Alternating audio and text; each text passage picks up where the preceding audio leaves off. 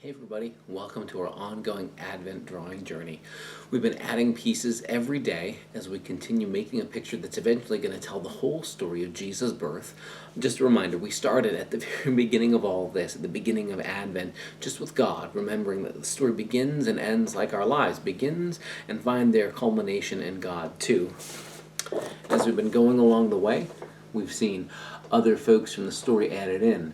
Mary, Joseph, and the donkey we imagine they rode on, the angel that appeared to Mary. We even have drawn in the road that Mary and Joseph would have taken from their town where they'd been living in Nazareth to Bethlehem, and the star that Matthew's gospel tells us about, that some wise star watchers saw in the sky and took as a sign that they should make a journey to come find the newborn king. Well, that centers everybody on the town where Jesus was born. The stories that we have in Luke's gospel and in Matthew tells that Jesus is born in a relatively small town called Bethlehem. Bethlehem was famous for being where old King David, who was remembered as sort of the greatest king in Israel's history, where he was from.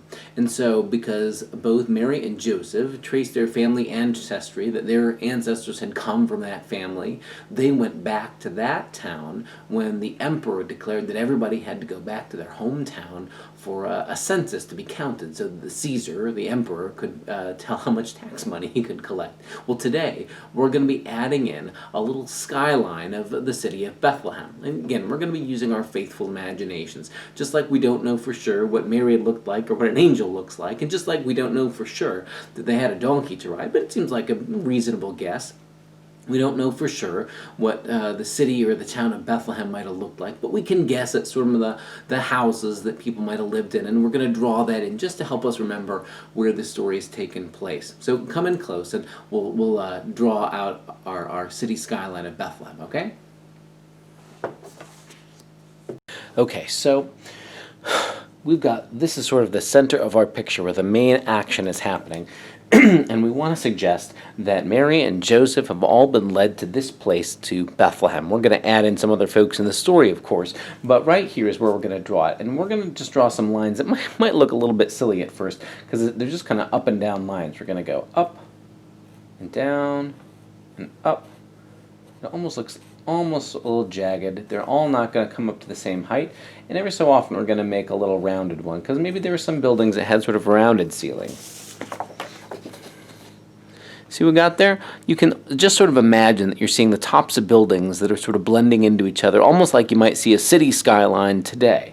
Now, again, we don't know for sure what these houses might have looked like or buildings, but in the ancient Near East, instead of houses that have real steep roofs on top that are used for keeping rain and snow off, in the world where Jesus lived, a lot of people lived in houses that had flat roofs, a flat roof like that and a flat roof like that, because that was like an additional space. It was sort of like having a porch, but up on your ceiling. It was an additional usable room almost, where you could go up on the roof, and you could put your laundry out there, you could do other chores or things. It was another place to be, and because they lived in a climate where there wasn't lots and lots of rain and there wasn't much snow at all, you didn't have to have a sharp, pointy roof to keep the rain running off or to keep snow from piling up. That's part of why houses where we live often have such sharp and steep, pointed roofs. But where Jesus lived, that wasn't it. So we're going to draw one line like that. That's our skyline there. And I'm going to do one more, like another row, like you could imagine other buildings in front.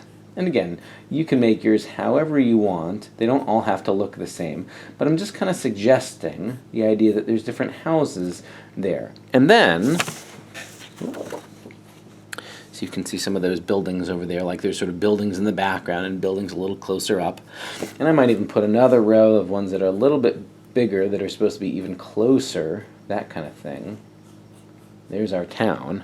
And then I'm going to put in a couple of, like, where you can see windows. It'll suggest that's where some of the windows in the houses might be, where people are living there. And again, when we get to coloring, we might color some of those different rows a little bit different. The same way if you look at buildings off in the distance, you might see ones that have a different shade to them depending on how the light's hitting them. But you can kind of see, here's Mary and Joseph here in the front, and their donkey. The road has led them here to Bethlehem. And that's our picture for today. So that's where the action happens, and the whole story of Jesus happens in that town of Bethlehem. So however you've drawn your city skyline of Bethlehem in, great. We're going to add more details in and more parts of the story next time, but thanks for joining us here on our Advent drawing journey.